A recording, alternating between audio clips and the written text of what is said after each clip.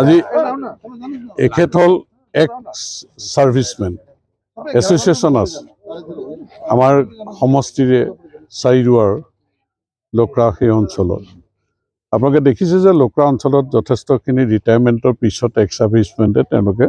স্থায়ীভাৱে থাকিবলৈ বা তেনেধৰণৰ তেওঁলোকৰ কলনী বা ব্যৱস্থা হৈছে তেখেতসকলে আজি মোক লগ কৰিবলৈ আহিছে তেখেতসকলে মোক ইলেকশ্যনৰ কাৰণে শুভেচ্ছাও দিছে আৰু তেখেতসকলে ভাৰতীয় জনতা পাৰ্টিৰ প্ৰতি প্ৰধানমন্ত্ৰী নৰেন্দ্ৰ মোদী ডাঙৰীয়া মুখ্যমন্ত্ৰী ডক্টৰ হিমন্ত বিশ্ব শৰ্মাৰ প্ৰতি আস্থা আৰু বিশ্বাস তেখেতসকলৰ আছে আৰু মোৰ প্ৰতিও তেখেতসকলে সমৰ্থন জনাইছে মই অতিকৈ আনন্দিত এনেও এক্স সাৰ্ভিসমেন মই 96তে বহু কেইজন মোৰ ঘনিষ্ঠ আছিল তাৰ কামাণ্ডেণ্ট সুবেদাৰ মেজৰ বা এই সকলে আহিছে আজি গতিকে এনেও আমাৰ এক্স সাৰ্ভিসমেনৰ মাজত ডিফেন্সৰ ৰিটায়াৰ্ড মানুহৰ মাজত আমাৰ যথেষ্ট এটা ভাল সম্পৰ্ক আছে তেওঁলোকৰ লগত আমাৰ ঘনিষ্ঠতা আছে গতিকে আজি নিৰ্বাচনৰ আগমুহূৰ্তত তেখেতসকলে সংগঠিত হৈ আমাৰ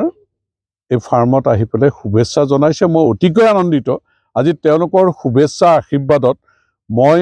প্ৰেৰণা পাইছোঁ সাহস পাইছোঁ ৰাইজৰ কাৰণে কাম কৰিবৰ কাৰণে দেশৰ কাৰণে জাতিৰ কাৰণে কাম কৰিবৰ কাৰণে গতিকে তেখেতসকলৰ আশীৰ্বাদ লৈ নিৰ্বাচনী যুঁজত নামিম আৰু এইবাৰ জনতাৰ আশীৰ্বাদত অভিলেখ সৃষ্টি কৰি আমি দিছপুৰতো চৰকাৰ গঠন হ'ব আমি বিপুল ভোটত জয়যুক্ত হৈ আমি ইয়াৰ পৰা দিছপুৰলৈ গতি কৰিম আৰু তেওঁলোকক মই ইয়াত আহি আশীৰ্বাদ দিয়াৰ কাৰণে মোক যি সন্মান যাচিছে মই তেখেতসকলৰ প্ৰতি ধন্যবাদ আৰু কৃতজ্ঞতা জ্ঞাপন কৰিছোঁ নিৰ্বাচন পালে দিন কম আছে কালি ঘোষণা কৰিলে কি ক'ব